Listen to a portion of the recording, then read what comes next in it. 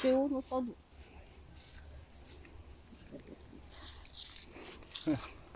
I want to take the fish? Yes. Many take the money. Și zic, bă, zice că azi noapte s-au bătut polonită și-a venit poliție. Dar au zis că ei erau vreo 4, nu știu că și-a venit un polițai cu o femeie. Ăștia au fugit prin pădure. Au zis că ei au venit, cu care am povestit eu, au venit ieri să stai până luni. Dar că nici lene nu sunt în pădure. Păi ia câte-s, Doamne, batele. Nici apă nu este. Că după ce să zic, că stau cu carne acolo. Dar păi ia uite-te câte le-a dispărut. Am i s-a dus aici numai. Mi pare și normal că nu găsește.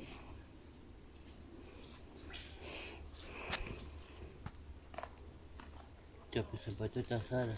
Azi nu. Azi noapte. Tinere, ia ăștia. De ce? Să pută, dracu, tătă bău bear, dar nu știu ce ghiune dracu tă și-au dus beri.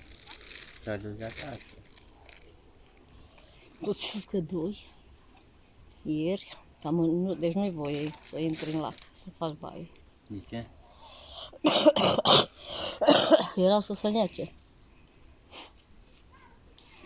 Că scrie așa acolo pe copacul cel la ea, vezi? Că asta odată e interzis. Nu știu ce de ce. Nu, sau intrat în apă, nu? Am pericol de nec. Când aseară era să se nece. Ieri după masă. Dar cum e? Dar pe ăștia era. Am zis că de acolo noapte să fie. Și chiar era să se nece. Unul dintre ei și mai încolo. Și pe cine s-a luat? Dar păi, nu știu, că nu i-am mai întrebat pe ăștia, că poate a apărut zi. M-a dus târziu. Cam îi se așteaptă mașina. Să văd după ei. A zis că eu au venit programați până luni. Că au venit cu coftă, că avea coftă. Da.